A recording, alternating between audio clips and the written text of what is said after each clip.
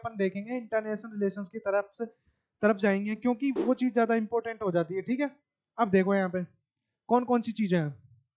Economics के बाद में अपन ये प्रिय प्रहवियर मंदिर के बारे में पढ़ेंगे। क्यों पढ़ेंगे? क्योंकि बहुत ज्यादा न्यूज में है, कम से कम 10 आर्टिकल्स इसके ऊपर छप चुके हैं, तो कहीं ना कहीं एग्जाम में पूछा जा सकता है। तो अगर आपको मॉनेटरी पॉलिसी से रिलेटेड जितने भी कंसेप्ट है सारे समझ में आ गए, तो एक बार मेरे को बता दो कमेंट सेक्शन में कि समझ में आया या नहीं आया। ठीक है, उसके बाद में अपन जो नेक्स्ट टॉपिक है अपना प्रिय प्रह विहर टेम्पल, इसको पढ़ेंगे। ठीक है,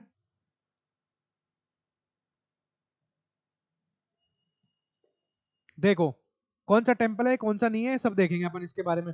इसके बारे में एक चीज पता होना चाहिए अपन को, किसके बारे में? प्रहवियर टेम्पल के बारे में। अगर अपन बात करते हैं प्रहविहर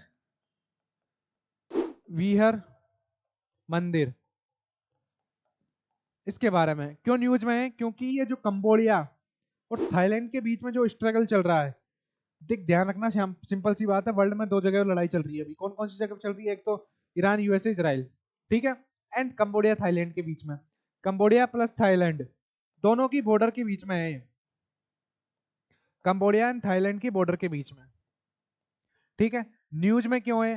दोनों कंट्रीज के युद्ध होने की वजह से बॉर्डर पर, दोनों कंट्रीज की बॉर्डर पर, दोनों कंट्रीज के बीच में युद्ध होने की वजह से ये डैमेज हो गया थोड़ा। क्या हो गया? डैमेज। इस वजह से न्यूज में है। एंड ये सबसे ज्यादा पसंद क्यों है? क्योंकि खेमर आर्किटेक्चर, खेमर आर्किटेक्चर के लिए प्रसिद्ध है। खेमर आर्किटेक्चर होता क्या है? खेमर आर्किटेक्चर की विशेषता होती है कि भैया वो एक तो ईस्ट फेसिंग होता है, मतलब कि उसका मुंह ईस्ट की तरफ होता है, पूर्व की तरफ, एंड रेक्टेंगुलर उसकी आकृति होती है। खेमर आर्किटेक्चर्स की आपको पता होना चाहिए। आई बात समझ में या नहीं आई? ठीक है, कोमल शेरगढ़ सर खाना खा लो, कोई दिक्कत नहीं, तुम खाओ अभी तो ना। ठीक है, अब देखो यहाँ पे जो जियोग्राफिकल एंकर है इसकी, ये बॉर्डर है दोनों कंट्रीज की बीच की, एंड डेग्रेग माउंटेन्स के ऊपर स्थित है, कंबोडिया और थाईलैंड की सीमा पर स्थित है, ये ध्यान रखना बस। एंड इसके बारे में कुछ और चीजें हैं कि इसका कंस्ट्रक्शन कब हुआ था?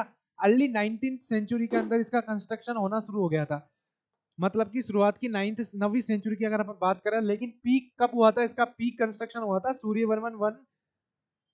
सूर्यवर्मन फर्स्ट एंड सेकंड के टाइम पर। आई बात समझ में? इतना ही पता होना चाहिए, ज्यादा नहीं। सबसे एक और चीज पता होना चाहिए, जब ये बना था तब ये किसको समर्पित था? गॉड शिवा को, मतलब कि भगवान शिवा को ये समर्पित था। एंड उसके बाद में इस साइट का ट्रांजिशन होता है। ट्रांजिशन कहां पर होता है इसका? ये बुद्धिस्ट साइट बन जाती है। पहले शिवा को गॉड शिव को, मतलब भगवान शिव को समर्पित समर्पित था।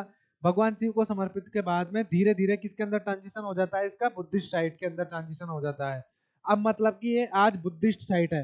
क्या क्या है बुद्धिस्ट साइट? प्रहविहर मंदिर। प्रहविहर मंदिर कौन सी जगह पे है? कंबोडिया और थाईलैंड की बॉर्डर बॉर्डर पर। ठीक है, ये बात ध्यान रखनी इसके बारे में। एंड देखो ये जो खेमर टेम्पल्स होते हैं उनकी कौन सी बात होती है? ईस्ट फेसिंग होते हैं। ईस्ट फेसिंग के साथ में आयताकार इसकी योजना होती है, पूरे प्लान, इसका आयताकार प्लान होता है, मतलब कि आयताकार तरीके से पूरे उसमें बना हुआ रहता है। ठीक है, आई बात समझ में? नहीं आई?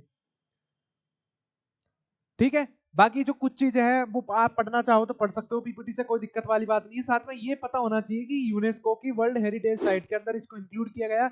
एंड यूनेस्को की वर्ल्ड हेरिटेज साइट के अंदर इसको इंक्लूड करने के केवल और केवल दो कारण था। पहला कौन सा कारण था? क्योंकि पहला कारण था कि खेमर आर्किटेक्चर जो है उसका बेस्ट एग्जाम्पल है। कौन सा? प्रेवियर मंदिर। दूसरा क्या है इसका? एक्सेप्शनल कार्व्ड स्टोन ऑर्नामेंटेशंस, मतलब कि जो स्टोन्स पत्थरों के ऊपर खोद खोद के डिजाइन तैयार की गई है उनकी वजह से। आई बात समझ में नहीं आई? ठीक है, इससे ज्यादा अपन इस चीज को पढ़ेंगे नहीं। जो मैप है 94 संधि, ये सब चीजें है ना, हिस्ट्री की चीजें अपन इतना पढ़ेंगे नहीं, एक बार पीपीटी से पढ़ लेना आप। प्रेजेंट स्थिति ये है कि अभी अब कंबोडियन प्रशासन के अधीन है पूरी तरीके से। किसके अधीन है? कंबोडियन प्रशासन के अधीन। ये सारी चीजें आईसीजी रूलिंग्स, फैसला, अंतरराष्ट्रीय न्यायालय ने फैसला सुनाया कि मंदिर कंबोडिया का है, पूरा इंटरनेशनल मामला है। 2013 आईसीजी की पुष्टि, सीमा झड़पों के बाद न्यायालय ने पुनः अपने 1962 के फैसले की पुष्टि की। वर्तमान में स्थिति क्या है कि कंबोडिया के कंट्रोल में ये मंदिर है अभी। ठीक है, बस इतना पता होना चाहिए अपन को। एंड साथ में और भी चीजें हैं इससे रिलेटेड, वो चीजें अगर आप पढ़ना चाहो तो पढ़ सकते हो। एंड न्यूज में क्या होता है, न्यूज में इस वजह से होता है क्योंकि जो इसका क्या होता है, जो गोपुरम होता है, मतलब कि जो दीवार हो, जो एंट्रेंस होता है, एंट्रेंस पे जो बनाया जाता है उसको अपन गोपुरम बोलते हैं आर्किटेक्चर के अंदर। तो वो उसका डैमेज हो गया। क्यों डैमेज हो गया? क्योंकि दोनों कंट्रीज के बीच में आपस में झड़प चल रही है, तो कहीं से कुछ न कुछ गोला वगैरह गिर गया उसके ऊपर, उसकी वजह से डैमेज हो गया। ठीक है, पूरी तरीके से अपन इसको देखते हैं यहाँ पर किसके अंदर, एकदम बिल्कुल क्या कहते हैं, जो फ्लो चार्ट के रूप में। तो ये खेमर आर्किटेक्चर वास्तुकला का बेस्ट एग्जाम्पल है। आई बात समझ में? एंड ये कंबोडिया के नेतृत्व में है पूरा, किसके अंदर, कैम्बोडिया के।